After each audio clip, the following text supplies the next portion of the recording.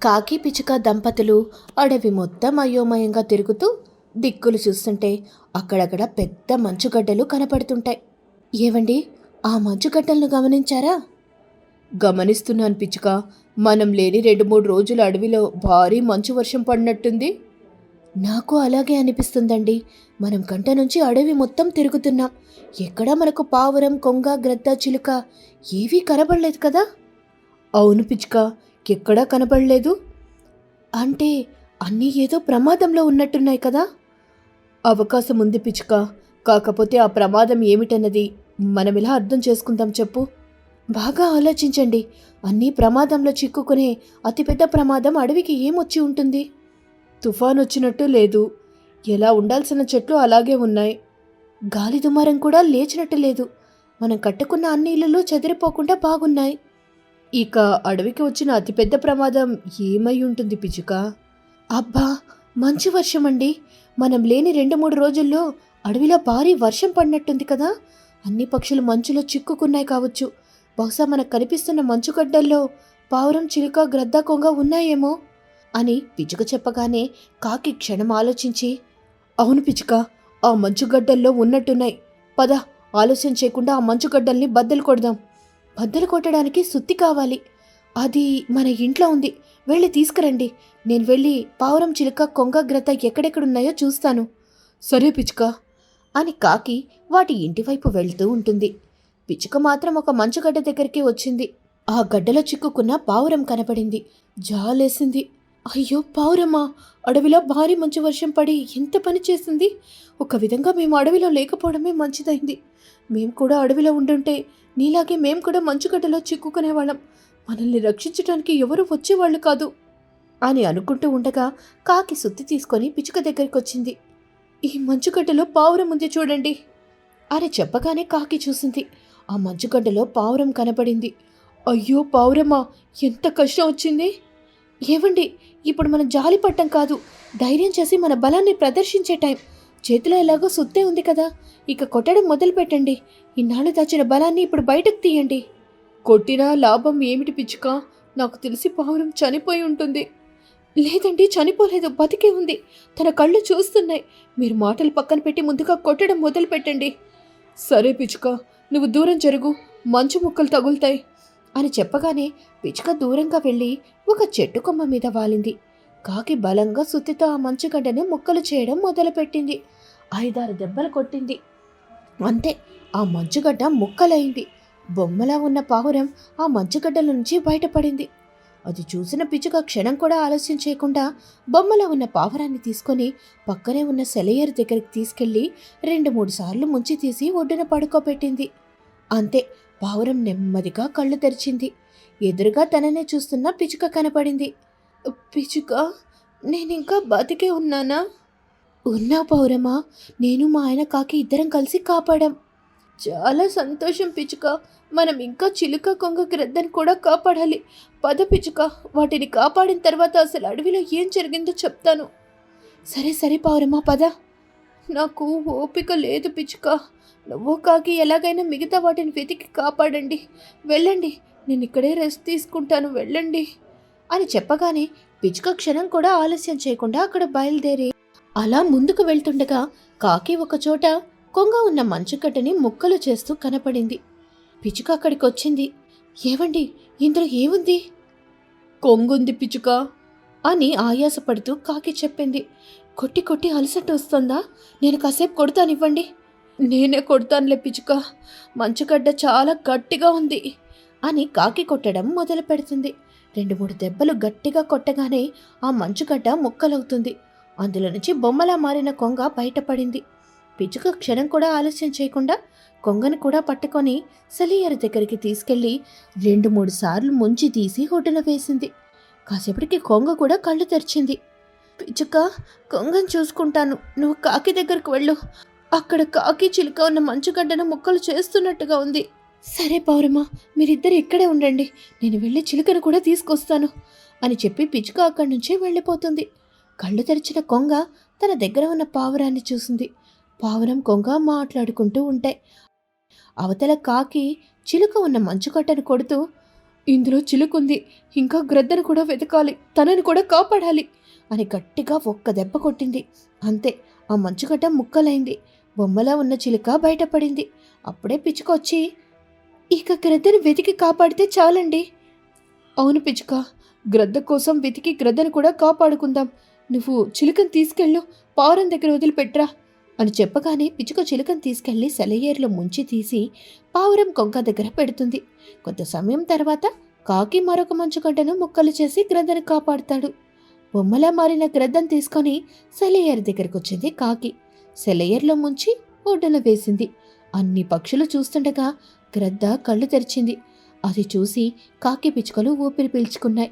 పావురం, కొంగ, గ్రద్ద, చిలుక అన్నీ కలిసి కాకి పిచ్చుక దంపతుల్ని చూసి కృతజ్ఞతగా దండం పెడతాయి. మనలో మనకి ఇవన్నీ ఎందుకు చెప్పండి?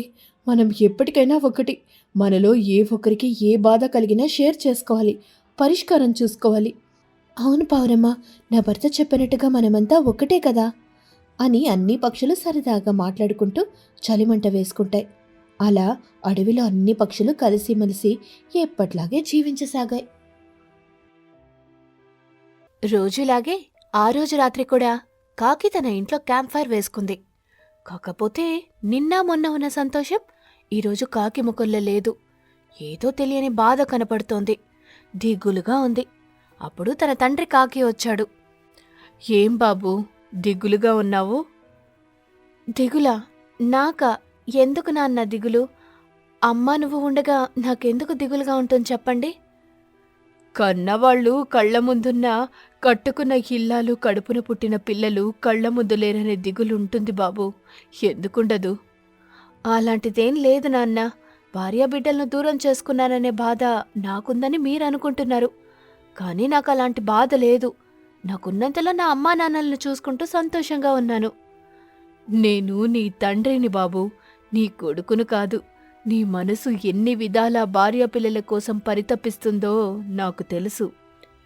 తెలిసినా ఏం చేస్తానన్నా? ఏం చేయలేరు కదా. అమ్మని ఎదిరించి నన్ను నా భార్యాబిడ్డల దగ్గరికి పంపించగలరా? నేను పంపించేదేముంది బాబూ. నీకు నీ భార్యాపిల్లల్ని ఎప్పుడు చూడాలనిపిస్తే అప్పుడు వెళ్ళి చూసి రావచ్చు. ఆ తండ్రి ప్రేమని ఎవరూ అడ్డుకోరు, అందుకు అడ్డు చెప్పరు అని చెబుతుండగా తల్లి కాకొచ్చింది. అడ్డు చెప్పడానికి నేనున్నాను కదండి. ఇలా చూడు, కొడుకు కాపురంలో ఏ తల్లి కలగజేసుకోవడం అంత మంచిది కాదు. ఇద్దరు పిల్లలతో కోడలు పిచ్చుక వెళ్ళి తన పుట్టింట్లో ఉంటుందంటే అందుకు కారణం నువ్వు కదూ. ఇది మరీ బాగుంది. కోడలి పిచ్చుకను నేనేమన్నాను? పొగరుతో పిల్లల్ని తీసుకొని పుట్టింటికి వెళ్ళింది. ఆ పుట్టింటి వాళ్ళు ఎన్నాళ్లు పోషిస్తారో నేను చూస్తాను. అంటే ఏమిటి నీ ఉద్దేశం? కొడుకు కోడలు పూర్తిగా విడిపోవాలని చూస్తున్నావా? తప్పే ఉంది. నా కొడుకు మాట అదేలాగో వినడం లేదు. పుట్టింటికొద్దని ఎంత చెప్పినా వినకుండా పిల్లల్ని తీసుకొని పుట్టింటికి పోయింది. మరి ఫోన్ చేసి ఒక్కసారైనా మాట్లాడిందా? లేదు. ఇక దానికి నా కొడుకు మీద ప్రేమ ఉందని నేనెలా అనుకుంటాను చెప్పండి? భార్య ప్రేమ భర్తకి తెలుస్తుంది. భర్త ప్రేమ భార్యకు అర్థమవుతుంది. మధ్యలో వచ్చే అత్తలకు అర్థం కాదు. అర్థం చేసుకునే మనసు అత్తలకుండదు. నా కాపురం గురించి మీరెందుకు గొడవ పడతారు చెప్పండి? నాన్న, నాకు నిజంగానే భార్య పిచ్చుకను, చిన్నారి కూతురు పిచ్చుకను, చిన్నాడు కాకిని చూడాలనుంది. కానీ ఏం చెయ్యని చెప్పు. ఇప్పుడు నేను చూడ్డానికి వెళితే? వెళ్ళు బాబూ, తప్పులేదు. కోడలి పిచ్చుక అడిగినా వేరే కాపురం గురించి ఆలోచించు. మా గురించి ఆలోచన చేయకు. ఇలా కాళ్ళు చేతులు బాగున్నప్పుడు ఇలాగే ఉంటాం. పని చేయనప్పుడు నీ దగ్గరికి వస్తాం. అప్పుడు ఎలాగో నువ్వు కోడలే చూడాలి, సేవలు చెయ్యాలి. వేరే కాపురం గురించి నేనొప్పుకోను అని అనగానే తండ్రి కాకి తల్లి కాకి చెంప మీద గట్టిగా కొట్టాడు. తల్లి కాకి ఏడుస్తూ, ఎందుకు ఇంతలా కొట్టారు? కొడితే నువ్వు చేసిన నా తల్లిదండ్రులకు చేసిన ఘనకార్యం గుర్తొస్తుందని. మా అమ్మా నాన్నని కాదని, నీకోసం కొడుకు కోసం నేనొచ్చిన విషయం గుర్తుకొస్తుందని అని చెప్పగానే తల్లి కాకి మౌనంగా ఉంటుంది. అది చూసి కొడుకు కాకి, అప్పుడు నానమ్మ తాతయ్యలకు నాన్నని నిన్ను దూరం చేశావు. ఇప్పుడు నన్ను నా భార్య పిల్లలకు దూరం చేయాలని చూస్తున్నావు. అసలు నువ్వు తల్లివేనా? బాబూ, మీ అమ్మతో మాట్లాడుతూ టైం వేస్ట్ చేయకు. ఇప్పుడు నువ్వు మీ అత్తగారింటికి వెళ్ళు. కోడల్ని పిల్లల్ని తీసుకొనిరా. వెళ్ళు బాబూ. ఈ అర్ధరాత్రి వద్దులే నాన్న, ఉదయాన్నే వెళ్తాను. అలా అనొద్దు బాబూ. చేసిన తప్పును సరిదిద్దుకోవడానికి రాత్రి పగలని ఆలోచన చేయకూడదు. మీ అత్తగారింటికి వెళ్ళి కోడల్ని పిల్లల్ని తీసుకురా. మా గురించి నువ్వు ఎలాంటి ఆలోచన చెయ్యొద్దు బాబూ. నీ భార్య ఏం కోరినా నువ్వు ఒప్పుకో. అది తీర్చే ప్రయత్నం చేయి. సంతోషంగా ఉండు. వెళ్ళు బాబూ, మీ అత్తగారింటికి వెళ్ళు. వాడికి వెళ్ళడం ఇష్టం లేకుంటే మీరెందుకు అంతలా వెళ్ళమని ఇబ్బంది పెడుతున్నారో నాకేమీ అర్థం కావడం లేదు. భార్యగా తల్లిగా నువ్వు మాట్లాడే అవకాశం కోల్పోయావు. నువ్వెళ్ళు బాబూ, మా గురించి ఏమాత్రం ఆలోచన చేయకు అని చెప్పగానే కొడుకు కాకి క్షణం కూడా ఆలోచించకుండా అంత చలిలో ఇంట్లో నుంచి బయలుదేరి సన్నగా పడుతున్న మంచులో వణుకుతూ అత్తగారింటికి వచ్చాడు. అత్తామామలైన పిచ్చుక దంపతులు అల్లుడు కాకిని ప్రేమగా ఇంట్లోకి పిలిచారు. గుడ్డుకూరతో భోజనం పెట్టారు. చిన్నారి కూతురు పిచ్చుక, చిన్నోడు కాకి తమ కోసం వచ్చిన తండ్రి కాకిని చూసి సంతోషపడ్డాయి. భార్య పిచ్చుక కూడా ఆనందపడుతూ, నాకు తెలుసండి మా కోసం మీరు వస్తారని. రాకుండా ఎలా ఉండగలను పిచ్చుక?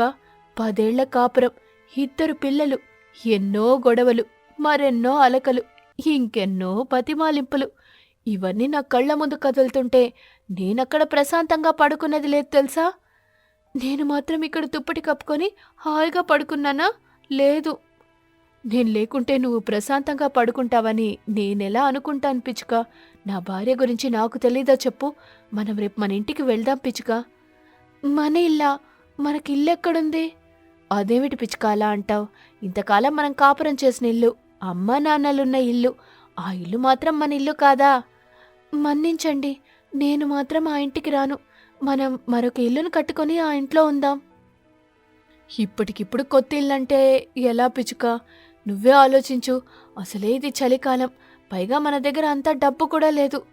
ఇల్లు కట్టడం అంటే మామూలు విషయం కాదు కదా. పెద్దగా ఖర్చులేని ఇంటి గురించి చెబుతాను, అప్పుడు ఆ ఇంటిని కట్టుకోవడానికి ఒప్పుకుంటారా? ఏవిటా ఇల్లు? ఎలాగో కర్రలు దొరుకుతాయి, ఎండిన గడ్డి పొలం దగ్గరుంది, చేసిన పిడకలు ఉన్నాయి. నువ్వేం చెబుతున్నావో నాకు అర్థమైంది పిచ్చుక. ఈ చలికాలంలో పిడకల ఇంటిని కట్టుకుందామని అంటున్నావు, అంతే కదా? అవునండి. సరే పిచ్చుక, మనం రేపు పొలం దగ్గరికి వెళ్ళిపోయి అక్కడే పిడకలిల్లు కట్టుకుందాం, సంతోషంగా ఉందాం అని భర్త కాకి చెప్పడంతో భార్య పిచ్చుక చాలా సంతోషపడింది. అలా ఆ భార్యాభర్తలు సరదాగా కబుర్లు చెప్పుకుంటూ ఆ రాత్రి ఎప్పుడో పడుకున్నారు. మరుసటి రోజున అత్తగారింట్లో భోజనం చేసి తన భార్య పిల్లల్ని తీసుకుని పొలం దగ్గరికొచ్చాడు కాకి. 2-3 గంటలు కాకి పిచ్చుకలు కష్టపడి పిడుకల ఇల్లు కట్టుకున్నారు. ఆనందంగా జీవించడం మొదలుపెట్టారు. ఓ రోజు రాత్రి దట్టంగా మంచు పడుతూ ఉండగా పక్కపక్క ఇళ్లల్లో ఉన్న కాకి పిచ్చుక ఒకదానినొకటి చూసుకుంటూ ఉంటాయి. ముచ్చటగా 3 సార్లు అవకాశం ఇచ్చావు. అందుకే కదా 3 పూటలు ఏడిపించావు. నేను ఏడిపించేదే నీకు కనబడుతోంది కానీ ఆ తర్వాత నేనెంతలా నిన్ను బతిమాలుకుంటున్నానో అర్థం చేసుకోలేకపోయావు. అర్థం చేసుకున్నాను కాబట్టే 3 అవకాశాలిచ్చాను. నవ్వుతూ 4గోసారి కూడా అవకాశం ఇవ్వాల్సింది పిచ్చుక. ఎందుకు? నవ్వులు పాలవడానికా? నాలో మార్పు వచ్చేది కావచ్చు. రాదని అర్థం చేసుకున్నాక 9 సార్లు అవకాశం ఇచ్చినా వ్యర్థమే కదా. నా నుంచి విడిపోయాక బాగా మాటలు నేర్చుకున్నావు పిచ్చుక. నువ్వింతలా మాట్లాడ్డానికి కారణం ఆ పావురమే కదా? ఎవరూ కారణం కాదు. నీ చేతుల్లో నాశనమైన నా జీవితం నాకు నేర్పించింది. ఆ కొంగ కాపురం చూసావా? మనకంటే దారుణంగా ఉంటోంది. దాని భర్త నాకంటే మూర్ఖుడు. ఎంత కొట్టినా భార్య కొంగ ఓచుకుంటుంది కానీ ఎదురు మాట్లాడడం లేదు, విడిపోలేదు. ఆ భర్త కొంగ నీలాగా డబ్బు కోసం పిల్లలను గ్రద్దకమ్మడం లేదు. పని చేస్తున్నాడు, తాగుతున్నాడు, పైసలు తక్కువగా తెస్తున్నాడు. ఆ డబ్బులతో భార్య కొంగ పిల్లలను ఎలా పోషిస్తుంది? అందుకే ఆ గొడవ. అది నీకు అర్థం కాదు. అర్థమైతే ఇలా మాట్లాడవు. అయినా ఆ కొంగ దంపతుల గురించి నీకెందుకు? ఇరుగు పొరుగు పక్షులం కదా, ఆ మాత్రం మాట్లాడుకుంటే తప్పులేదు. నీతో మాట్లాడుకుంటూ ఉంటే అది గొడవ వరకు వెళ్తుంది. గొడవ వరకు ఎందుకు పోతాం చెప్పు పిచ్చుక? అయినా ఇప్పుడు మనం భార్యాభర్తలం కాదు, పక్కపక్క ఇళ్లల్లో ఉండే పరాయి పక్షులం. నీ పని నీది, నా పని నాది. హలో అంటే హలో, చలో అంటే చలో, అంతే. అంతేనా? బొమ్మరిల్లు డైలాగులొద్దు. బాగా మంచు పడుతోంది, చలిగా ఉంది. నేను వెళ్ళి పడుకుంటాను. తోడుగా నేను కూడా వస్తాను పిచ్చుక. ఒంటరిగా పడుకోలేకపోతున్నాను. నేను మాత్రం ప్రశాంతంగా పడుకుంటున్నాను. అబద్ధాలు చెప్పకు పిచ్చుక. అబద్ధమని నువ్వనుకుంటే నేనేం చేయను. మంచి మనసున్న పిచ్చుకను చేసుకుంటావో, పావురాన్ని చేసుకుంటావో, చిలుకను చేసుకుంటావో నీ ఇష్టం. పెళ్లి చేసుకో, తనతో చక్కగా ఉండు. నన్ను బాధ పెట్టినట్టుగా తనని కూడా బాధ పెట్టకు. నేను ఎవ్వరినీ పెళ్లి చేసుకోను. నాకు నువ్వు కావాలి పిచ్చుక. నన్ను నీలాగా ఎవరొచ్చినా అర్థం చేసుకోలేరు అని కాక అంటుంటే పిచ్చుక తలుపు వేసుకొని పడుకుంటుంది. నిన్ను ఎలా ఒప్పించాలో నాకు బాగా తెలుసు పిచ్చుక.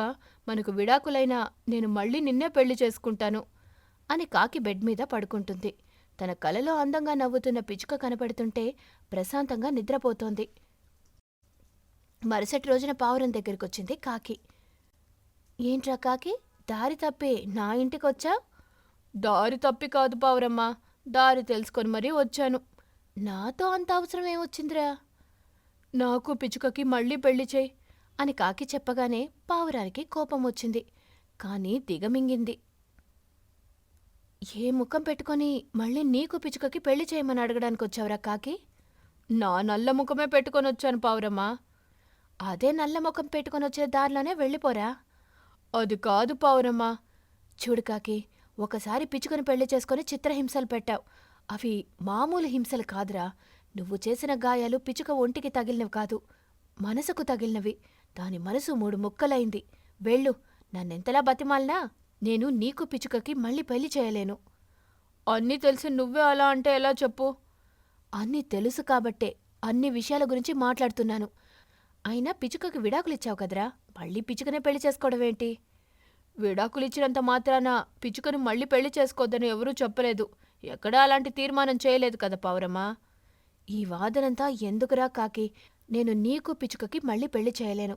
ఇక్కడి నుంచి వెళ్ళిపో అని పావురం చెబుతుండగా చిలుక వచ్చింది. కాకిని చూసి, అరే మన కాకి, ఎరా కాకి, ఎలా ఉన్నావు? బాగున్నాను చిలుక, నువ్వెలా ఉన్నావు? నేను నీలా పెళ్లి చేసుకుని విడాకులు ఇవ్వలేదు కదా, బాగలేకపోవడానికి. పనిమంతుడైన మగ చిలుకను చూసి పెళ్లి చేసుకున్నాను. చక్కగా కాపురం చేసుకుంటున్నాను. నువ్వు చేసినట్టుగా నా భర్త చిలుక చేయడు. భార్యాభర్తల బంధం గురించి ఆ కాకిగాడికి తెలిసినా అర్థమైనా పిచ్చుకకి విడాకులిచ్చేవాడు కాదు. మళ్ళీ ఇప్పుడు పిచ్చుకనే పెళ్లి చేసుకుంటానని అడగడానికి వచ్చేవాడు కాదు. ఏమిటి, విడాకులిచ్చిన పిచ్చుకనే మళ్ళీ పెళ్లి చేసుకుంటావా? అవును చిలుక, అందులో తప్పేముంది? విడాకులివ్వకముందు పిచ్చుకను బాగా కొట్టి తిట్టి అనుమానించాను. విడాకులిచ్చిన తర్వాత బుద్ధొచ్చిందా? అవును చిలుక, పిచ్చుక లేకుండా నేను బతకలేనని అర్థమైంది. పిచ్చుక నాకొక భార్య ప్రేమనే పంచలేదు చిలుక, అమ్మ ప్రేమని పంచింది, నాన్న ప్రేమని పంచింది. అనుబంధాల విలువలను అర్థమయ్యేలా చేసింది అని కాకి చెబుతుంటే కాకి గొంతులోని మాటల్లోని నిజాయితీని చిలుకా పావురం అర్థం చేసుకున్నాయి. నేనింటికి వెళ్ళగానే పిచ్చుక కనబడేది. మనసుకి ఎంతో హాయిగా ఉండేది. నా కోసం నా భార్య ఇంటి దగ్గర ఎదురు చూస్తుందనే ఫీలింగ్ ఉంటుంది చూడండి, అది మామూలుగా ఉండదు. ఏం చేసినా ఆ ఫీలింగ్ రాదు. కోపమొచ్చినా ప్రేమొచ్చినా నేను చూపించేది నా పిచ్చుక మీదనే కదా చిలుక. నీ బాధను నేను అర్థం చేసుకుంటాను కాకి, కానీ దెబ్బతిన్న పిచ్చుక ఎలా అర్థం చేసుకుంటుంది చెప్పు? అందుకే కదా మీరర్థం చేసుకొని నా పిచ్చుకకు కూడా అర్థమయ్యేలా చెబుతారని ఇంతలా మిమ్మల్ని వేడుకుంటున్నాను అని కన్నీళ్లు పెట్టుకుంటున్న కాకికి తెలీదు పావురం ఇంట్లోనే పిచ్చుక ఉందని. కాకికి కనపడకుండా కాకి చెబుతున్న మాటలు వింటుందని. కాకి మాటలకు పిచ్చుక కూడా కన్నీళ్లు పెట్టుకుంటుందని. ఇప్పుడు నేను ఇంటికెళ్లేసరికి ఇల్లంతా చీకటి, చెల్లాచెదురైన సామాన్లు, ప్రశాంతత లేదు. ఇంట్లో ఏదో దురదృష్టం తిష్టవేసి కూర్చున్నట్టుగా ఉంది. అప్పుడే నాకు అర్థమైంది నా భార్య పిచ్చుక విలువ ఏంటో. నాకు నా పిచ్చుక కావాలి. అందుకే మీరందరూ పెద్ద మనసు చేసుకొని నా పిచ్చుకతో మళ్ళీ పెళ్లి చేయండి. ఇక నుంచి పిచ్చుకను ప్రేమగా చూసుకుంటాను. మళ్ళీ పెళ్ళనేది పిచ్చుక చేతిలో ఉందిరా కాకి. పిచ్చుకతో మాట్లాడిన తర్వాత నిర్ణయం తీసుకుంటాం. ఇక వెళ్ళు. అప్పటి వరకు బుద్ధిగా పని చేసుకుంటూ ఇంటిని చక్కబెట్టుకుంటూ ఉండు అని చెప్పగానే కాకి అక్కడి నుంచి వెళ్ళిపోతుంది. కాని కాకికి తెలీదు కాకి పిచ్చుక ఇక మీదట ఎప్పుడు కలవని 2 సమాంతర రేఖలని. అనగా అనగా ఒక అడవి ప్రాంతం. ఆ అడవిలో ఒక పచ్చని చెట్టు మీద పదిలమైన గూడు కట్టుకుని ఒక పేద కాకి కుటుంబం ఉండేది. ఆ కుటుంబ యజమాని మాధవ్. ప్రతిరోజూ కాకి మాధవ్ అదే అడవిలోని ఎండిన చెట్ల దగ్గరికి వెళ్ళి వాటిని కట్టెలుగా కొట్టుకొచ్చి ఆ అడవి పక్కనే ఉన్న గ్రామంలో ఆ కట్టెలను అమ్ముతూ ఉండేవాడు. అలా వచ్చిన డబ్బులతోనే మాధవ్ కాకి తన కుటుంబాన్ని పోషించేవాడు. అంత పేదరికలో ఉన్నప్పటికీ కూడా ఇతర పక్షులకు సాయపడేవాడు. ఆపద అని తన గూటి దగ్గరికి వచ్చిన ఏ పక్షినైనా తనకు తోచినంతలో సహకారం అందించేవాడు మాధవకాకి. అది అతని భార్య షీలాకు నచ్చేది కాదు. దాంతో వాళ్లకు గొడవ మొదలయ్యేది. వంటగదిలో వంట చేస్తూ, పెరుగుతున్న కూతురు గురించి ఆలోచన లేదు కాని ప్రతి అడ్డమైన పక్షికి, దరిద్రమైన పిట్టకి మాత్రం సాయం చేస్తుంటాడు. చూడు షీలా, మనకు చేతనైన సహాయం చేస్తేనే మనకు ఏదైనా ఆపద వచ్చినప్పుడు ఇతర పక్షులు కాని పిట్టలు కాని సహాయం చేస్తాయి. అందుకనే సహాయం చేయడం దుబారా ఖర్చని బాధపడుకు. నా బాధ నీకు అర్థం కావడం లేదు. కూతురు కోకిల ఎదుగుతోంది. మంచి చెడు ఎన్నో ఉంటాయి. ఇప్పటి వరకు సంపాదించింది ఏమీ లేదు. దాని పేరున కూడబెట్టింది కూడా ఏమీ లేదు. సంబంధం కుదిరి దానికి పెళ్లి చేయాల్సి వస్తే ఎలా చేస్తావు? ఇదే నా బాధ. అంతా దేవుడు చూసుకుంటాడు. నారు పోసినవాడు నీరు పోయడా? చెప్పు షీలా. మీతో మాట్లాడడం ఇప్పుడు కాదు, రేపు చనిపోయే వరకు కూడా నా వల్ల కాదనిపిస్తోంది. ఇతరులకు సహాయం చేసేదేదో అమ్మాయి పేరు మీద దాచిపెడితే రేపు పెళ్లికి పనికి వస్తుంది కదా అని నీ ఆలోచన, ఆరాటం. అంతేనా?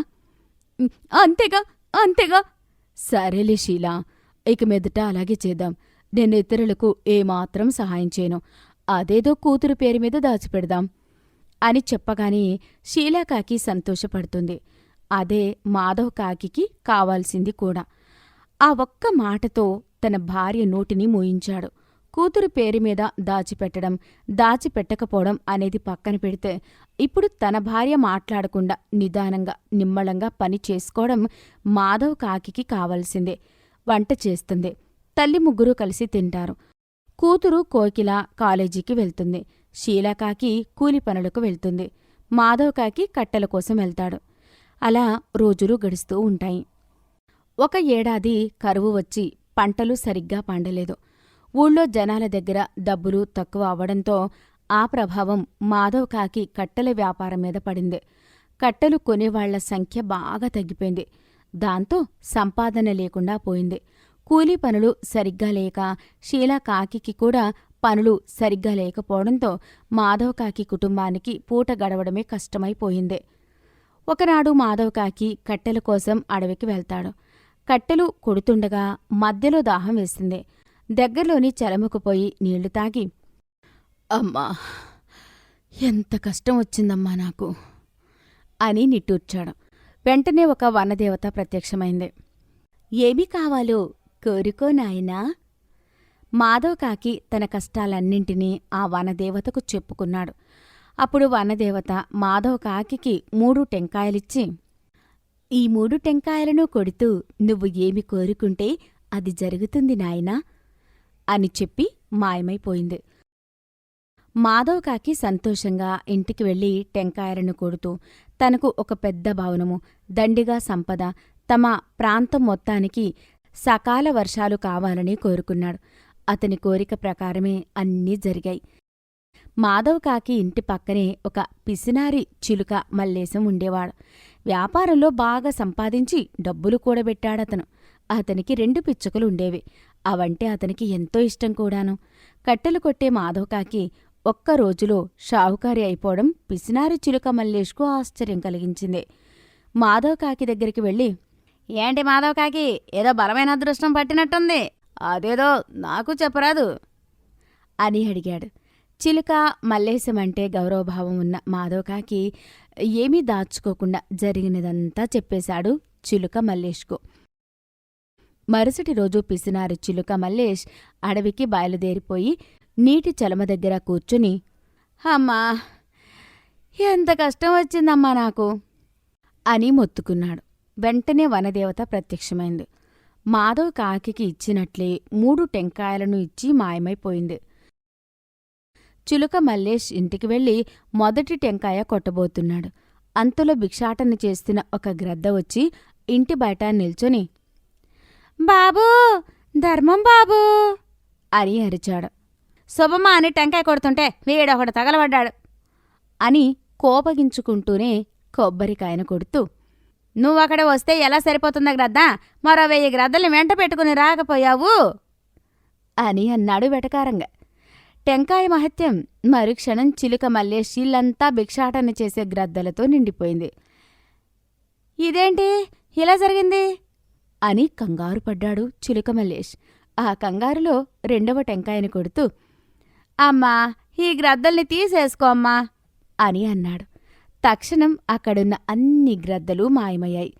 అది చూసి సంతోషపడుతుండగా చిలుక మల్లేష్ చేతిలో ఉన్న మూడో టెంకాయ చెయ్యి జారి కింద పడింది.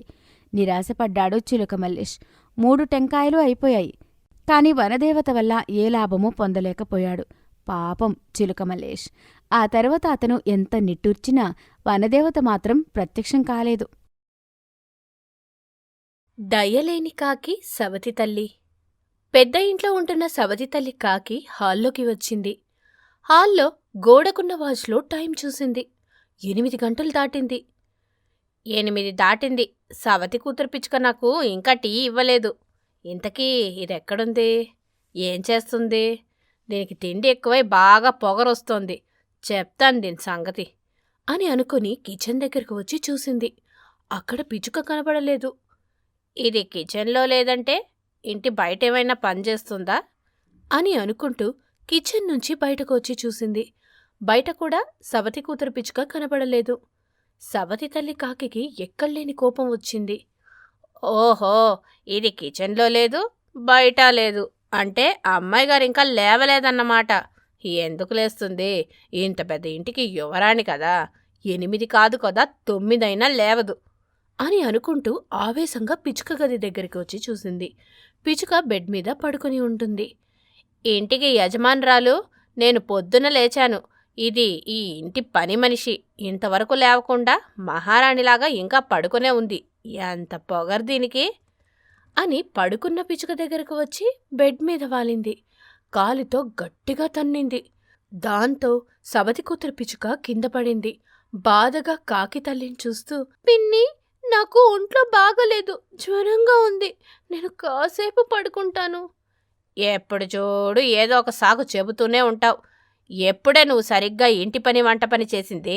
చూసేవాళ్లకి నువ్వు చేసే ఘనకార్యం కనపడదు. నేను అరిచే అరుపులే వినపడతాయి, కొట్టే దెబ్బలు కనపడతాయి. రోజు చేస్తూనే ఉన్నాను కదా పిన్ని, ఈరోజు నాకు ఓపిక లేదు, బాగా అలసటగా ఉంది, కాసేపు పడుకుంటాను పిన్ని. చేయాల్సిన పనులు చేసినా కాసేపు కాకపోతే శాశ్వతంగా నిద్రపోవే. నేనెప్పుడైనా వద్దని చెప్పానా చెప్పు? సవతి తల్లి కాకి అమాయకురాలైన ఆ పిచ్చుక కూతుర్ని నానా బాధలు పెడుతుందని నాకు చెడ్డ పేరు వస్తుంది. నీ మీద సానుభూతి కలుగుతోంది. నేను చెప్పేది నిజం పిన్ని, కావాలంటే చూడండి. నువ్వు నిజమే చెబుతావని నాకు తెలుసు. వెళ్ళి నాకు టీ తీసుకురా, తలనొప్పిగా ఉంది అని చెబుతుంటే పిచ్చుక ఏడుస్తుంది. దాంతో కాకి సవతి తల్లికి మరింత కోపం వస్తుంది. కింద పడిన పిచ్చుక దగ్గరకు వచ్చి లాగి పెట్టి ఒక్కటి కొట్టి, ఇప్పుడు అలసట మొత్తం పోతుంది, వెళ్ళి పనిచేయి. పానం బాగాలేదని అలాగే పడుకుంటే ఇంకా ఎక్కువ నీరసం వస్తుంది. ఒంట్లో ఓపిక తెచ్చుకొని వెళ్ళి ఏదో ఒకటి చేస్తుండు. పని మీద ధ్యాస మళ్ళితే ఒంట్లో ఉన్న ఏ నొప్పి తెలియదు. అది కాదు పిన్ని, ఒంట్లో ఏమాత్రం బాగుండటం లేదు, నిలబడలేకపోతున్నాను, కాళ్ళు చేతులు బాగా లాగుతున్నాయి అని పిచ్చుక కూతురు ఎంత చెప్పినా కాకి సవతి తల్లి వినిపించుకునే స్థితిలో లేదని అర్థమైంది. చేసేదేమీ లేక నరకం తప్పదు అంటూ ఓపిక తెచ్చుకుని వంటగదిలోకి వెళ్తుంది. సవతి తల్లి కాకి హాల్లోకి వస్తుంది. పిచ్చుక కూతురు వేడి వేడి టీ పెట్టుకుని తీసుకొచ్చి ఇస్తుంది. తడిబట్ట పెట్టి తినడానికి ఏమైనా టిఫిన్ చేయి. అలాగే పిన్ని, ఏం టిఫిన్ చేయమంటారు? ఏదో ఒకటి చేయి, తింటాను. ఎలా చేసినా తినక తప్పదు కదా అని చెప్పగానే పిచ్చుక కూతురి ఇంట్లో అన్ని పనులు చేస్తుంది. ఆకలి ఉండడంతో వంటగదిలోకి వెళ్ళి రాత్రి మిగిలిన అన్నం పెట్టుకుంటుండగా ఆ కాకి తల్లి వచ్చింది. కోపంగా అన్నం ప్లేటును విసిరేసి, ఏంటే పని చేయమంటే పానం బాగోలేదన్నావు? అన్నం తినడానికైతే హుషారొచ్చిందా? ఏంటి పిన్ని ఇది, ఒంట్లో బాగలేకపోయినా ఇంటి పని వంట పని అన్నీ చేశాను, నీరసంగా ఉంది, అన్నం తిందామంటే అన్నం పెట్టుకున్న ప్లేట్ని అలా పడేశావు. నేను తింటున్నది వేడి వేడి అన్నం కాదు కదా పిన్ని, రాత్రి మిగిలిన సద్దన్నం. ఏంటే చిన్న పెద్ద లేకుండా నోటికి ఎంత వస్తే అంత మాట్లాడుతున్నావు? నీకు నేనంటే భయం లేకుండా పోయిందే అంటూ గ్యాస్ పక్కనే ఉన్న గరిటెను మంటపై వేడి చేసి పిచ్చుక చేతిని కాలుస్తుంది. పిచ్చుక గట్టిగా అరవలేక ఏడుస్తూ ఉంటుంది. కోపం చల్లారిన కాకి సవతి తల్లి బయటకు వచ్చింది. అంతే, అప్పుడే అక్కడికి వచ్చిన గ్రద్ద కాకి సవతి తల్లిని పొడిచి అక్కడ్నుంచి వెళ్ళిపోతుంది. దాంతో కాకి తల్లి గట్టిగా బాధగా, వామ్మో నొప్పి, వాయ్యో మంట, ఈ గాయాన్ని నేను తట్టుకోలేను అని అరుస్తూ ఉంటుంది. ఆ అరుపు విని పిచ్చుక కూతురు బయట ఉన్న కాకి తల్లి దగ్గరకు వచ్చింది. ఏమైంది పిన్ని, ఎందుకలా అరిచావు? గాయమే, పాడుగ్రద్ద వచ్చి పొడిచిపోయింది. ఈ నొప్పి నేను భరించలేను, ఏమైనా చెయ్యవే. నాతో రండి పిన్ని అని చెప్పి బాధపడుతున్న కాకి తల్లిని తీసుకొని వంటగదిలోకి వెళ్ళింది. పసుపు పెట్టి కట్టుకట్టింది. కన్నీళ్లు పెట్టుకుంది. కాసేపు ఓర్చుకో పిన్ని, మంట తగ్గుతుంది. ఆ తర్వాత గాయం కూడా నెమ్మదిగా తగ్గుతుంది అని చెప్పగానే కాకి తల్లి ఏం మాట్లాడకుండా అక్కడ్నుంచి అతి కష్టం మీద తన రూంలోకి వెళ్తుంది. బెడ్ మీద పడుకుంటుంది. అలా రోజులు గడుస్తూ ఉంటాయి. పిచ్చుక కూతురు ఎంతో ఓపికతో సహనంతో కాకి తల్లికైన గాయాన్ని క్లీన్ చేస్తూ ఎప్పటికప్పుడు పసుపు పెట్టి కట్టుకడుతూ కన్నె తల్లిలా చూసుకుంటూ ఉంటుంది.